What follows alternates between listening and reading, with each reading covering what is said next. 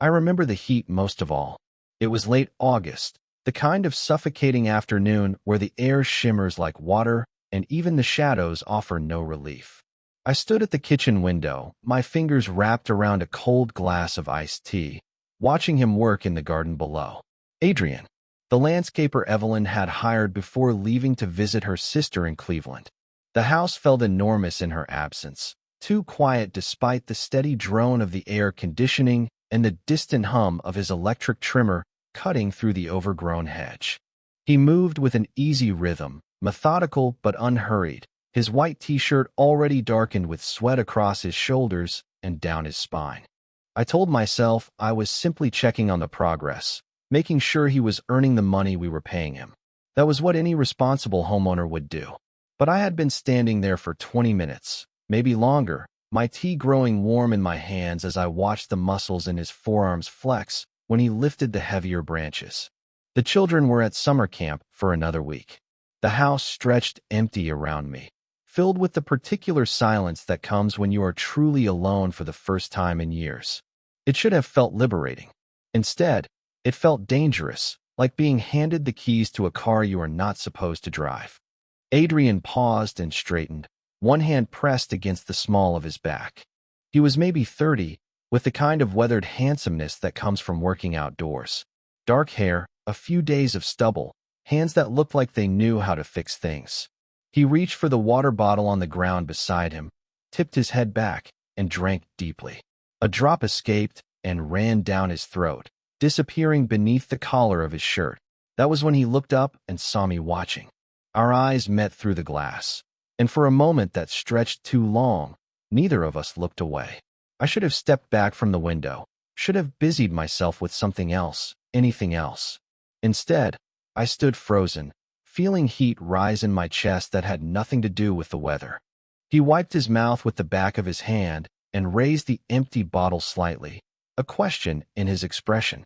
I nodded before I could stop myself. A few minutes later, he was at the back door, knocking softly. I opened it and the heat rolled in like a living thing, carrying the smell of cut grass and earth, and something else, something clean and masculine that made my pulse quicken. His shirt clung to him, damp and translucent in places, and I forced myself to look at his face instead of the way the fabric outlined the curve of his chest. He asked if he could trouble me for some water, maybe something with ice if it was not too much bother. His voice was deeper than I had expected, roughened by the heat and work. I told him, of course, stepped aside to let him enter. The kitchen suddenly felt smaller with him in it, the air charged with something I could not name. I filled a large glass with ice and water, my hands steadier than I felt. When I turned to hand it to him, he was closer than I had anticipated, close enough that I could see the fine lines around his eyes, the way his dark hair curled slightly where it was damp with sweat. He took the glass, and our fingers brushed for an instant, skin warm and rough against mine. He drank half of it in one long pull, his throat working, and when he lowered the glass he smiled at me with genuine gratitude. He said this was exactly what he needed, that I was saving his life. Then he paused, glanced around the quiet kitchen, and asked if he minded cooling down inside for just a minute. The way he said it, casual and easy, made it sound like the most natural thing in the world. I forced a laugh and told him to take all the time he needed. But something in my voice sounded wrong, too high and too careful. If he noticed, he did not let on. He leaned against the counter, still holding the glass, and for a moment we just stood there in the blessed coolness of the air conditioning. I realized I was staring again and looked away, busying myself with wiping down counters that were already clean. But I could feel his presence like heat radiating from a fire, could sense him watching me with those dark eyes. When I glanced back, he was finishing the water, and I found myself wondering what it would be like to reach out and touch the damp fabric of his shirt, to feel the warmth of the skin beneath. The thought hit me like a physical blow, so sudden and clear that I had to grip the edge of the counter to steady myself. This was not something I allowed myself to think. This was not who I was. He set the empty glass on the counter and thanked me again, said he should probably get back to work before the heat got any worse. I nodded and walked him to the door, my movements feeling stilted and strange. As he stepped back into the blazing afternoon, He turned and smiled at me one more time.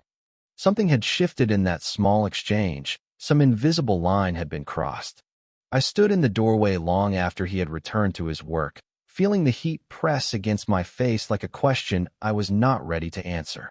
That evening, after Adrian had loaded his tools into the back of his weathered pickup truck and driven away with a casual wave, I found myself standing in the same spot by the kitchen window. The garden looked different somehow, though he had only managed to trim half the hedge before the heat became unbearable. There was something about the way he worked, the care he took with each cut, that suggested he saw potential where I had only seen overgrowth. I had built my life like those hedges, carefully maintained and precisely shaped. For 22 years, I had been Nathaniel Morrison, certified public accountant with a practice that served half the businesses in town. I was the man people trusted with their secrets, their financial fears, their plans for the future. My office was downtown in a restored Victorian building, all dark wood and brass fixtures, the kind of place that projected stability and discretion. My clients knew they could rely on me to be thorough, methodical, unflappable. At home, I was equally dependable. Husband to Evelyn, father to Sarah and Michael, both now teenagers who had inherited their mother's sharp intelligence and her ability to organize the world around them. Our house sat on Maple Street, a colonial with white trim and black shutters that Evelyn had chosen for its classic lines and good bones. The lawn was always perfectly mown, the driveway pressure washed, the front garden a careful arrangement of seasonal flowers that never looked too wild or too sparse. From the outside, we must have appeared to be exactly what we were supposed to be. The successful family in the nice house with the well-behaved children and the 30-year mortgage that we paid down methodically, 3 years ahead of schedule. Evelyn and I attended the Presbyterian church, not out of deep faith, but because it was expected, because it was part of the fabric of respectability we had woven around ourselves. We hosted dinner parties where the conversation flowed along predictable channels and everyone laughed at the appropriate moments. But lately, the evenings had become difficult for me in ways I could not explain to Evelyn or to myself. After dinner, after the dishes were done and the children had retreated to their rooms, I would find myself restless. While Evelyn settled into her routine of reading or watching television, I would wander the house like a stranger visiting a museum of someone else's life. I would stop in front of the photographs that lined the hallway, pictures of birthday parties and family vacations, graduations and anniversaries. We looked happy in those photos, and perhaps we had been, in a way. The hardest part was the silence between Evelyn and me. Not the comfortable quiet that comes from years of knowing someone, but something deeper and more troubling. We had learned to communicate in shorthand, all logistics and practical concerns. Did you remember to call the insurance company? The car needs an oil change. Sarah wants to take that photography class. We moved around each other with practiced efficiency, like business partners who had been working together so long they no longer needed to discuss the details. I loved her, or I believed I did. She was intelligent, capable, beautiful in the understated way that ages well. She had given me children who made me proud, had helped me build this life of order and achievement. But somewhere along the way, we had stopped really seeing each other. The passion that had brought us together in college had been replaced by something more practical, more sustainable, more safe. The landscaping project had been her idea, part of her preparations for our 25th wedding anniversary party. We were planning to host 50 people in the backyard come September, friends and family, and colleagues who would expect our home to look perfect. The garden had grown unruly over the past few years, and Evelyn had decided it was time to hire professionals. She had gotten 3 estimates and chosen Adrian's company because their price was reasonable and they came highly recommended by the Hendersons next door. I had not paid much attention to the details when she explained it to me over breakfast one morning. New mulch, trimmed hedges, maybe some additional plantings along the fence line. It seemed like a sensible investment, the kind of home improvement that would pay for itself in increased property value. I had written the deposit check without giving it much thought. Now, 3 days into the project, I was thinking about it constantly. About him. Adrian worked alone, which surprised me. Most of the landscaping crews I had seen around the neighborhood were teams of 2 or 3 men who moved through their tasks with industrial efficiency. But Adrian approached the work differently, taking time to study the space, to consider how each change would affect the whole. I had started noticing things about him that I told myself were simply practical observations. The way he sorted his tools each morning, organizing them by task and size. How he paused sometimes and tilted his head, listening to something I could not hear before adjusting his approach. The careful way he handled the plants, as if he understood they were living things that deserved respect. His hands were always dirty by mid-morning. Earth worked deep under his fingernails, and for some reason that detail fascinated me more than it should have. There was a freedom in the way he moved that I envied without understanding why. When he stretched to reach a high branch or knelt to examine the soil, his body seemed to belong entirely to him in a way that mine never quite did. Even in the privacy of my own home, I felt like I was wearing a costume that did not quite fit, playing a role that required constant attention to get right. That night, after Evelyn called to say she would be staying in Cleveland through the weekend, I found myself in my study with a glass of bourbon and a box of old photographs I had not looked at in years. College pictures, mostly, from the time before I had learned to be so careful about everything. There was one of me at 22, shirtless and laughing at some long-forgotten joke, my hair longer than I had worn it since, my face unguarded in a way that seemed foreign now. I studied that young man for a long time, trying to remember what it had felt like to inhabit that body, to move through the world with such apparent ease. When had I learned to hold myself so carefully? When had spontaneity become something to be managed rather than embraced? Outside, the night was finally beginning to cool, and I could hear the cicadas starting their evening chorus. Tomorrow Adrian would return to finish what he had started, and I would have to decide whether to watch from the window or find reasons to be elsewhere. The smart thing, the safe thing, would be to stay inside and let him work in peace. But as I sat there in the gathering darkness, looking at that photograph of who I used to be, I knew I would be watching. The next morning, I positioned myself at the kitchen counter with my laptop and a stack of client files, telling myself I had legitimate work to catch up on. The truth was more complicated. I wanted to be near the window when Adrian arrived, wanted to see him emerge from that battered pickup truck and begin transforming our overgrown garden into something intentional and beautiful. He appeared just after 8, earlier than I had expected. I watched him survey yesterday's progress, hands on his hips, calculating what remained to be done. The morning air was already thick with humidity, promising another scorching day. He moved efficiently, laying out his tools with the same methodical care I had noticed before, and soon the steady rhythm of the hedge trimmer filled the quiet neighborhood. I tried to focus on the quarterly reports spread across the counter, but my attention kept drifting to the window. There was something hypnotic about watching him work, the way he stepped back periodically to assess his progress, making minor adjustments to achieve the exact shape he envisioned. He approached the landscaping like I approached my accounting, with precision and patience, but there was an artistry to his movements that my work had never possessed. Around noon, I noticed him pause more frequently, wiping his forehead with the hem of his shirt. The gesture revealed a strip of tanned skin above his belt line, and I found myself staring longer than I should have. The temperature had climbed into the mid-90s, and even from inside the air-conditioned house, I could see the heat shimmering off the pavement. By 2 o'clock, the western sky had begun to darken with the towering clouds that promised afternoon thunderstorms. Adrian glanced up occasionally, gauging whether he had time to finish the section he was working on. The air grew heavier, that peculiar stillness that comes before summer storms break.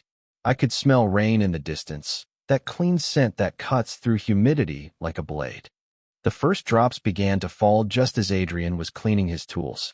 Large, fat drops that struck the concrete with audible splashes and left dark circles the size of quarters. He looked up at the sky, then toward the house, clearly weighing his options. Within seconds, the scattered drops became a steady patter, then a driving rain that sent him jogging toward the covered back porch. I opened the door before he could knock. "Come inside," I told him. "You will get soaked out there." He hesitated for a moment, glancing back at his truck parked in the driveway, but another crack of thunder made the decision for him. He stepped into the kitchen, bringing with him the smell of rain and earth and honest sweat. His shirt was already damp, clinging to his shoulders and chest in a way that made my mouth go dry. Droplets of water clung to his dark hair, and when he ran his fingers through it, I watched the moisture catch the light. He apologized for dripping on my floor, but I waved away his concern and handed him a clean dish towel. The storm intensified quickly, as summer storms do.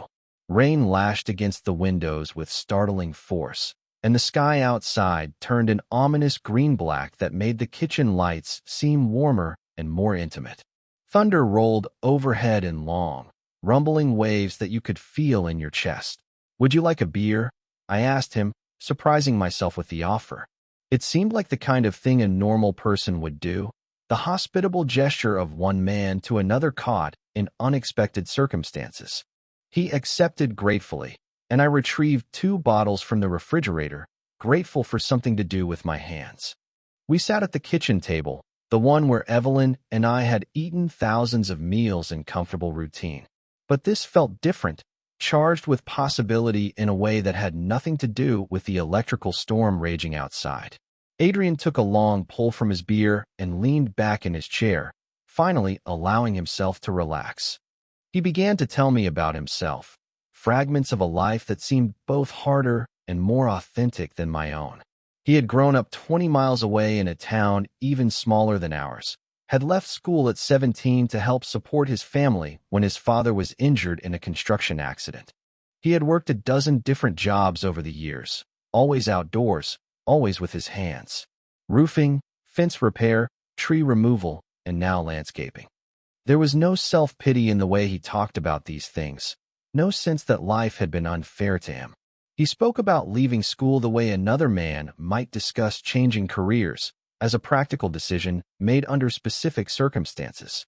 He said he had always been better with his hands than with books anyway, that he liked being able to see the results of his work at the end of each day.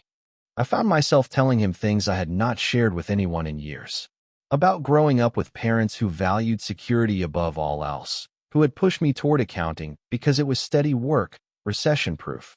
About the way my father had looked when I graduated college, proud but also relieved, as if I had successfully navigated some treacherous passage he had always feared I might not survive. The rain continued to pound against the windows, creating a cocoon of sound that made the outside world feel very far away. Adrian listened to me with an attention that was both flattering and unsettling. Evelyn had stopped really listening to me years ago, her responses automatic and distracted. But Adrian asked questions, made connections, seemed genuinely curious about what I thought and felt. When I mentioned my college photography hobby, something I had abandoned after graduation for being impractical, his eyes lit up with interest. He wanted to know what I had liked to photograph, whether I missed it, why I had stopped. The questions were simple, but no one had asked them in decades.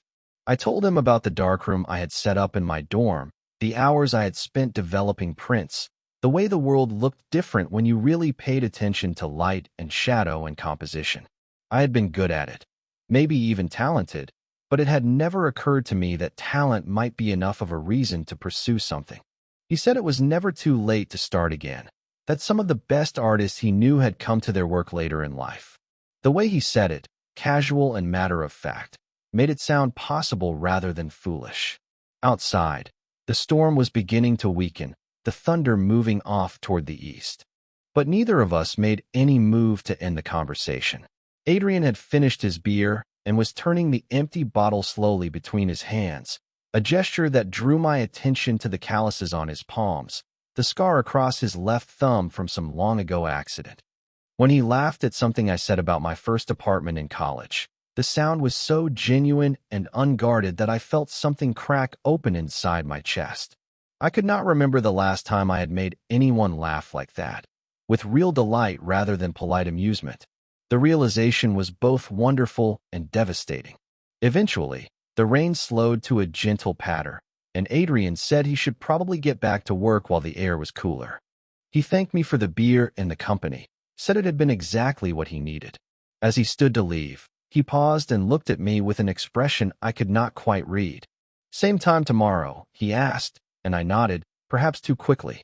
I watched him walk back to his tools, noting the way his wet shirt had begun to dry in patches, the confident set of his shoulders as he surveyed what remained to be done. The storm had passed, but something fundamental had shifted in the quiet kitchen where we had sat talking like old friends, or something more than friends, for the better part of an hour. That night, I found myself lying awake long after I should have been asleep, replaying every moment of our conversation, every laugh, every glance. For the first time in years, I was eager for tomorrow to arrive. The morning after the storm, I found myself inventing reasons to be outside. First, it was checking the mail, though nothing had been delivered yet. Then I remembered the newspaper might be damp from the rain, though it was perfectly dry on the front porch.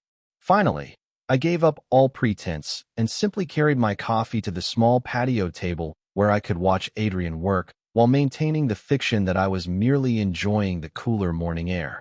He arrived with the punctuality I had come to expect, and when he saw me sitting there, he raised his hand in greeting. Not a formal wave, but the casual acknowledgement of someone who was genuinely pleased to see me. The gesture was small, but it sent a warm rush through my chest that I tried to attribute to the caffeine. "How did you sleep?" he asked as he began laying out his tools. The question surprised me with its intimacy, the assumption that yesterday's conversation had created a connection that extended beyond working hours. I told him I had slept well, which was a lie. I had lain awake replaying every moment of our time together, analyzing each laugh and pause and glance for meanings I was afraid to name. Over the next hour, as he worked his way along the back fence line, we fell into an easy rhythm of conversation. He would pause every few minutes to drink water or adjust his position, and I would ask him about his technique or comment on his progress.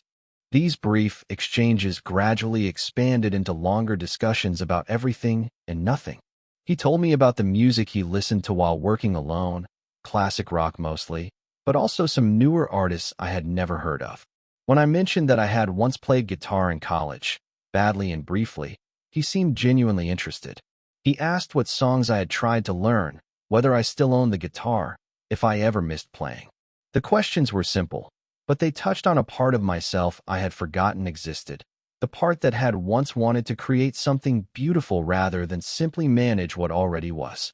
I found myself talking about growing up in this town, about the weight of expectations that had shaped every major decision in my life.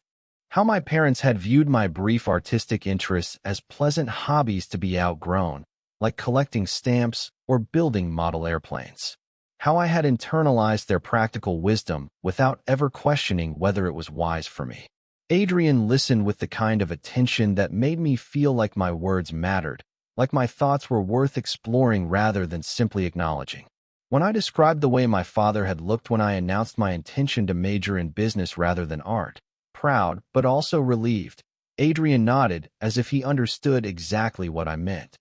He shared his own stories in return, small disappointments, and unexpected pleasures that had shaped his path.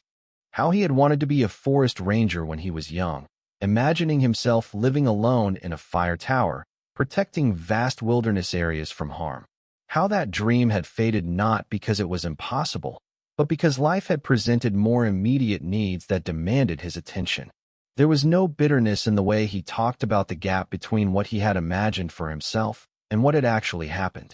Instead, he seemed to have found ways to carry pieces of that original dream into his current work. The way he talked about soil composition and native plants, the careful attention he paid to creating spaces where things could grow naturally rather than being forced into unnatural shapes. As the days passed, I began to notice things about him that had nothing to do with landscaping. The way he hummed unconsciously while he worked, usually the same few bars of a song I could never quite identify. How he always paused to speak gently to the neighbor's cat when it wandered into our yard, offering his fingers for the animal to sniff before returning to his tasks. The fact that he ate his lunch slowly, savoring each bite instead of wolfing it down the way most working men did. These observations felt dangerous in ways I could not articulate. I was 46 years old, married for more than 2 decades, a pillar of my community. I should not have been cataloging the habits of my landscaper, should not have been finding excuses to prolong our conversations, should not have been looking forward to his arrival each morning with an anticipation that felt suspiciously like hunger.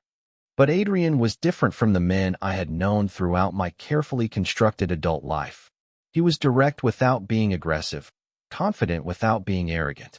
He did not seem to worry about how others perceived him, did not calculate his words for maximum effect or minimum offense. When he laughed, it was because something genuinely amused him. When he was quiet, it was because he was thinking, not because he was withholding judgment or maintaining strategic distance. Most unsettling of all was the way he seemed to see me, really see me, in a way that even Evelyn no longer did. He noticed when I was tired, asked if I was feeling all right when I was distracted by work concerns. He remembered details from previous conversations and followed up on them days later. When I mentioned that I had been thinking about his suggestion to try photography again, he did not dismiss it as a midlife crisis or gently redirect the conversation toward more practical matters. Instead, he asked what kind of camera I had been considering, whether I would want to start with digital or film, what subjects most interested me. The physical awareness I felt around him was something else entirely, a constant low-grade fever that made me hyper-conscious of my own body and his. When he handed me tools or accepted drinks I brought him, our fingers would brush, and the contact would linger in my memory long after he had moved away. When he bent over to examine a plant, I would find myself studying the curve of his spine, the way his work shirt pulled tight across his shoulders. When he stretched to reach a high branch, revealing a strip of tanned skin above his belt, I would have to look away before my staring became obvious. At night, alone in the house that felt too large and too quiet, I would replay these moments with an intensity that frightened me. The casual way he had touched my shoulder when pointing out a particularly healthy section of hedge. How he had stood close enough that I could smell his soap mixed with honest sweat when he leaned over to show me something in the soil. The way his dark eyes would meet mine when he was making a point, direct and unguarded in a way that made my pulse quicken. I began to understand that I was in trouble, serious trouble, of a kind I had never experienced before. This was not a simple attraction that could be managed or ignored. This was something fundamental shifting inside me, tectonic plates of identity moving in ways that threatened to reshape the entire landscape of who I thought I was. One evening, as we sat on the back patio sharing a beer after he had finished for the day, I caught myself leaning closer to him than necessary. We were looking at his plans for the final section of garden, our heads bent over the rough sketches he had drawn, and I realized that my hand was resting on the table only inches from his. Without thinking, I began to move it closer, drawn by some magnetic force I could not resist. At the last second, I pulled back, my heart hammering with panic and shame. What was I doing? What was I thinking? I was a married man, a respected member of this community, someone who had built his entire life on the foundation of being reliable, predictable, safe. If Adrian noticed my sudden withdrawal, he gave no sign. He continued explaining his vision for the space, pointing out how the new plantings would provide privacy while still allowing light to filter through. But I was no longer listening to his words. I was staring at his hands as they moved across the paper, those strong, capable hands that knew how to shape the world into something more beautiful than it had been before. The boundaries I had spent decades carefully constructing were beginning to blur, and I did not know how to stop it from happening. More frightening still, I was no longer certain I wanted to try. The project was nearly finished. 2 weeks had passed since that first charged encounter in the kitchen, and Adrian had transformed our overgrown garden into something that looked intentional, cared for, beautiful. The hedges were perfectly trimmed, the new plantings strategically placed to provide privacy without blocking light. Even Evelyn, when she called from Cleveland to check on things, seemed pleased with my description of the progress. But I was not thinking about Evelyn's approval or the upcoming anniversary party when I walked Adrian to his truck that Thursday evening. The workday was ending, and with it, our excuse for these daily encounters that had become the brightest parts of my carefully ordered life. Tomorrow he would return to add the final touches, spread fresh mulch, clean up the last debris. Then he would be gone, and I would return to the life I had built, the life that suddenly felt like a costume I no longer knew how to wear. The air was thick with late summer heat, that heavy stillness that comes just before dusk.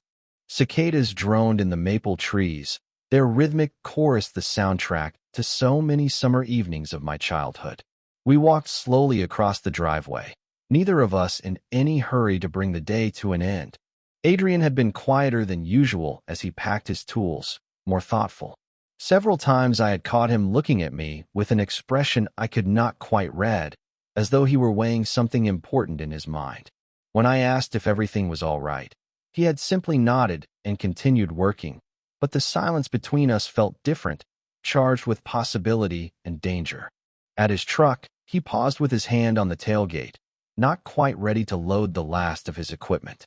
The setting sun caught the dust motes floating in the air between us, turning them golden. I could smell the rich earth on his clothes, the honest sweat of physical labor, something else that was purely him. We stood there for a long moment, not speaking, the weight of unspoken words hanging heavy between us. I found myself studying his profile, the strong line of his jaw, the way his dark hair curled slightly where it touched his collar. There was something different about him in this golden light, something that made my chest tight with an emotion I was afraid to name. Finally, he turned to face me fully, and when our eyes met, I felt as though he could see straight through all the carefully constructed layers of who I pretended to be. His gaze was steady, searching, kind but uncompromising. It was the look of someone who had made a decision and was prepared to live with the consequences. "You know," he said quietly, his voice barely audible above the cicadas, "you don't have to pretend with me." The words hit me like a physical blow, so gentle and so devastating that I actually took a step backward. I opened my mouth to respond, to ask what he meant, to deflect with some safe and meaningless reply. But no words came, because I knew exactly what he meant, and we both knew that I knew. The silence stretched between us, elastic and dangerous. I could feel my heart beating too fast, could hear the blood rushing in my ears. Part of me wanted to laugh it off, to retreat into the safety of misunderstanding or deliberate obtuseness. But Adrian was still looking at me with those dark eyes that seemed to see everything, and I found myself frozen, unable to lie and unable to tell the truth. Then, almost imperceptibly, he moved his hand. Not a grand gesture, nothing that anyone watching from a distance would have noticed. Just the smallest shift of his fingers until they were touching mine, skin against skin, warm and calloused and impossibly real. The contact lasted maybe 3 seconds, maybe less, but it shattered something inside me that had been carefully sealed for decades. All the walls I had built, all the careful categories I had used to organize my life, all the stories I had told myself about who I was and what I wanted, came crashing down in the space of that tiny touch. I jerked my hand away as if I had been burned, my whole body trembling with the force of what I was feeling. Adrian did not try to follow the movement, did not reach for me again. He simply stood there, watching me with infinite patience, as though he knew exactly what was happening inside my head and was prepared to wait as long as it took for me to catch up. "I should go," I managed to say, my voice barely recognizable as my own. "I should check on dinner, make some calls, do any of the 1,000 mundane tasks that filled my evenings and kept me safely distracted from thoughts like these." Adrian nodded slowly. "Tomorrow," he said, and it was both a question and a statement. I walked back to the house on unsteady legs, hyper-aware of his eyes on my back, of the sound of his truck door closing, of the engine starting and the gravel crunching under his tires as he drove away. I stood in the kitchen for a long time afterward, staring at my hands, trying to understand how something so small could have undone me so completely. That night, I found myself standing in the bathroom, staring at my reflection in the mirror above the sink. The man looking back at me was 46 years old, graying at the temples, wearing the same face I had seen every morning for decades. But something fundamental had changed in his eyes. Some barrier had fallen that could never be rebuilt. For the first time in my life, I allowed myself to think the words I had been running from since I was old enough to understand what they meant. I am attracted to men. I am attracted to Adrian. I have always been attracted to men, and I have spent my entire adult life pretending otherwise. The admission was both terrifying and liberating, like stepping off a cliff and discovering you could fly. I gripped the edge of the sink until my knuckles turned white, waiting for the world to end, for lightning to strike, for some cosmic judgment to rain down on me for finally speaking this truth, even if only to myself. But nothing happened. The bathroom remained exactly as it had been. The house stood solid around me. The only thing that had changed was me, and the change felt so enormous that I could not understand how the physical world had not shifted to accommodate it. I thought about Evelyn, about the children, about the life we had built together. I thought about my practice, my reputation, my place in this small town where everyone knew everyone and secrets were impossible to keep. I thought about all the things I would lose if I followed this feeling to its logical conclusion. But mostly, I thought about Adrian's fingers against mine, that brief moment of contact that had felt more real than anything I had experienced in years. I thought about the way he had looked at me, without judgment or expectation, simply seeing me as I was rather than as I pretended to be. The terror was immense, a crushing weight that made it difficult to breathe. But underneath it, growing stronger with each passing moment, was something else entirely. Relief. The relief of finally stopping the exhausting performance of being someone I was not, of laying down a burden I had carried for so long I had forgotten it was possible to set it aside. I did not sleep that night. I lay in the bed I had shared with Evelyn for 2 decades, staring at the ceiling and trying to imagine what would happen next. Tomorrow Adrian would return to finish the work, and I would have to decide whether to acknowledge what had passed between us or retreat back into the safety of pretending it had never happened. For the first time in my life, I was not certain which choice I would make. Evelyn returned on Friday afternoon, her car pulling into the driveway just as Adrian was spreading the final layer of mulch around the new plantings. I watched from the kitchen window as she stepped out, surveying the transformed garden with the critical eye she brought to all home improvements. Even from a distance, I could see her satisfaction with the work, the way she nodded approvingly at the clean lines and careful attention to detail. Adrian straightened when he saw her, removing his work gloves and walking over to introduce himself properly. They spoke for several minutes, and I could see him explaining his choices, pointing out the plantings that would provide color through the fall months, the way he had positioned everything to complement the existing mature trees. Evelyn smiled and shook his hand, the interaction polite and professional, exactly what it should have been. But watching them together, I felt a desperate urge to run outside and insert myself between them, as though Evelyn's presence somehow threatened the fragile understanding Adrian and I had built over the past 2 weeks. The feeling was irrational and possessive and completely inappropriate, but I could not shake it. When she came inside, carrying her overnight bag and full of stories about her sister's new grandchild, I tried to match her energy, to slip back into the role of attentive husband interested in the details of her trip. But the performance felt more forced than usual, the responses more automatic. She noticed immediately. "You seem distracted," she said, setting her bag down in the hallway. "Is everything all right?" I told her I was fine, just tired from a busy week at the office. The lie came easily, polished smooth by years of practice.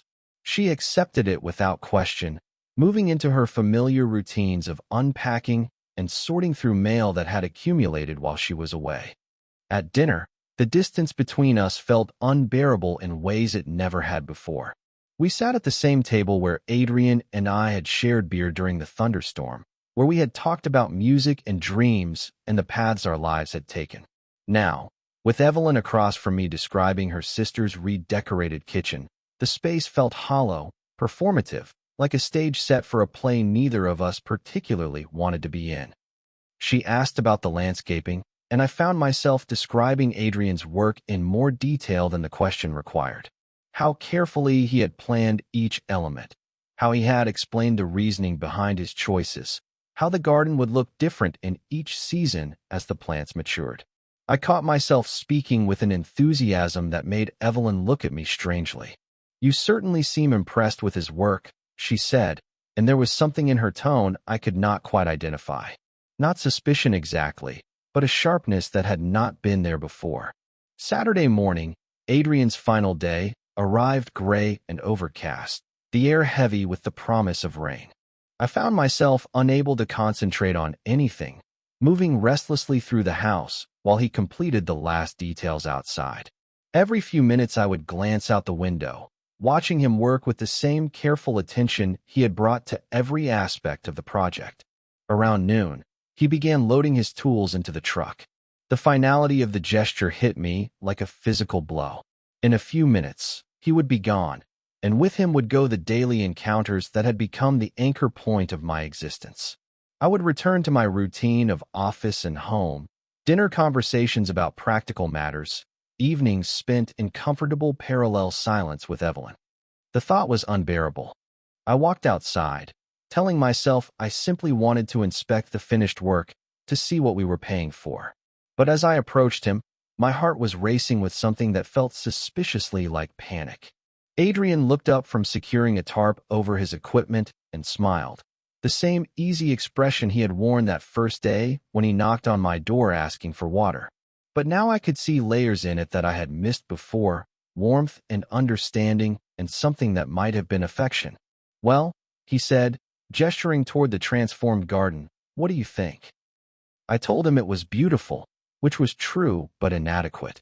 The space looked purposeful now, designed rather than accidental, with sight lines and seasonal interest, and places where someone might sit quietly in the evening and watch the light fade. It was the garden Evelyn had wanted for the anniversary party, but it was also something more, something that spoke to possibilities I was only beginning to understand. We stood there for a moment, both of us knowing this was goodbye, but neither wanting to say the words. The gray sky pressed down on us, and I could smell rain in the air, that clean scent that had brought us together during the thunderstorm 2 weeks before. Finally, Adrian closed the tailgate of his truck and turned to face me. His expression was serious now, searching, as though he were trying to memorize something important. "You know where to find me," he said quietly, and the words carried the weight of everything we had not said to each other over the past 2 weeks. It was not quite a question and not quite a statement, but something between the two, an opening left carefully unlocked.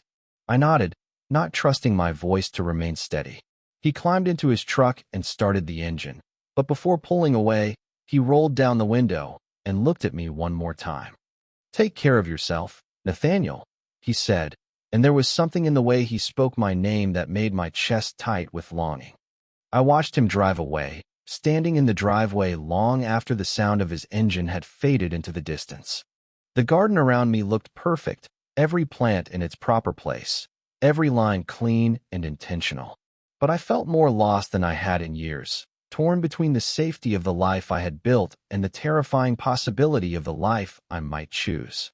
That evening, Evelyn and I sat in the living room after dinner, she with her book and I with papers from the office that I pretended to review. But the words on the page might as well have been written in a foreign language. My mind kept circling back to Adrian's final words, to the choice he had laid before me as clearly as if he had drawn me a map. Eventually, Evelyn set down her book and looked at me with the careful attention she usually reserved for household problems that needed solving. "What's wrong?" she asked, and this time there was no casual concern in her voice. This time she was asking because she already knew the answer would matter. I considered lying again, falling back on the safe responses that had carried us through 2 decades of marriage. Work stress, middle age, the usual concerns of a man approaching 50. But when I opened my mouth, the words would not come. Instead, I found myself really looking at her for the first time in months, seeing the intelligence in her eyes that had first attracted me in college, the strength that had helped us build this life together. "Something in me is changing," I said finally, the words coming out halting and uncertain. "I don't know how to explain it, but I can't pretend anymore that everything is the way it used to be." She stared at me for a long moment, her expression shifting through surprise and hurt, and something that looked almost like relief. When she finally spoke, Her voice was very quiet. "I've been wondering when you would say something," she said. "I've been waiting for years." The admission hung between us like smoke, acrid and revealing. In that moment, I understood that she had always known, had perhaps known before I did myself. The careful distance we had maintained, the polite conversations that skimmed the surface of what we really felt, the way we had learned to love each other like business partners rather than lovers, all of it suddenly made a different kind of sense. We sat in silence for a long time, the weight of unspoken history pressing down on us like the gray sky that had covered the town all day. Outside, the first drops of rain began to fall, and I thought about Adrian driving home through the gathering storm, carrying with him the possibility of a life I was not sure I was brave enough to choose. The house is silent again, but it is a different kind of silence than before. Not the suffocating quiet of things left unsaid, but the peaceful stillness that comes after a long-held breath is finally released. I sit alone at the kitchen table as dawn creeps through the windows, painting everything in soft shades of gray and gold. In front of me, my wedding ring rests against the dark wood, heavier than I remember it being when I slipped it off my finger an hour ago. 25 years of marriage contained in a circle of gold that suddenly feels like it belongs to someone else, someone I used to be, but am no longer. Beside it lies a folded piece of paper, my handwriting shaky but deliberate across the cream-colored stationery Evelyn bought for thank you notes and formal correspondence. The conversation with her had lasted until nearly 3 in the morning. Not an argument, exactly, but something more complex and painful than that. A careful dismantling of the life we had built together, conducted with the same methodical attention we had once brought to planning dinner parties and family vacations. We had spoken honestly for the first time in years, maybe for the first time ever, and the relief had been almost as overwhelming as the sadness. She had known, she told me, not the details, perhaps, but the essential truth that I had been performing the role of husband rather than living it. She had felt the distance growing between us, had seen the way I looked at other men, quick glances I thought I had hidden, but which had been as obvious to her as neon signs. For years, she had been waiting for me to find the courage to speak the words that would set us both free. The children, she said, would understand eventually. Sarah was already in her second year of college, sharp enough to have sensed the fault lines in our marriage even if she had never named them. Michael, still in high school, would need more time and patience, but he was resilient in ways that reminded me of Evelyn at his age. They would hurt, of course. That was unavoidable. But they would also survive, and maybe even be better for having parents who chose honesty over comfortable lies. The practical matters would be complicated but manageable. The house, the business, the careful division of a shared life into 2 separate futures. Evelyn spoke about these things with the same calm efficiency she brought to everything, and I felt a surge of affection for her that was deeper and cleaner than anything I had experienced during our marriage. She deserved better than what I had been able to give her, deserved a partner who could love her fully rather than carefully. Now, in the quiet kitchen where Adrian and I had sat during the thunderstorm, I can hear the clock ticking on the wall with unusual clarity, each second marking the space between who I was and who I am becoming. Outside, the garden he created looks perfect in the early morning light, every plant exactly where it should be. The whole composition balanced and intentional and beautiful. I do not know what comes next, whether I will find the courage to call him, to see if the possibility he offered still exists beyond the careful boundaries of our professional relationship, whether this is the beginning of something new or simply the end of something that should have ended years ago, whether I am brave enough to build a life based on truth rather than safety. What I do know is that the silence inside me has finally broken. The exhausting performance of being someone I am not has come to an end, and in its place is something I have never experienced before. Space, room to breathe, permission to want what I want without shame or apology. The note beside my wedding ring is brief, just a few lines thanking Evelyn for her grace and patience, for seeing me more clearly than I saw myself, for loving me enough to let me go. There will be other conversations, difficult ones, as we figure out how to untangle 2.5 decades of shared history. But the hardest part is over now, the moment when pretending becomes impossible and truth demands to be spoken. I think about Adrian, probably asleep in whatever small apartment or rented house a man in his position can afford. I wonder if he is dreaming, and if so, what those dreams contain. Whether he thinks about our brief touches, our long conversations, the moment when he offered me a different way of being in the world. Whether he is patient enough to wait while I figure out how to accept what he was brave enough to offer. The sun climbs higher, and soon the neighborhood will begin to wake. People will emerge from their houses to retrieve newspapers and start cars and begin another day of the careful routines that structure ordinary life. But I will not be joining them, not in the way I used to. Something fundamental has shifted, some essential change that cannot be undone or taken back. I reach for my coffee mug, still warm despite the early hour, and take a sip. The taste is the same as always, but somehow it seems richer now, more present. As though I am tasting it for the first time, or perhaps as though I am tasting it as myself for the first time.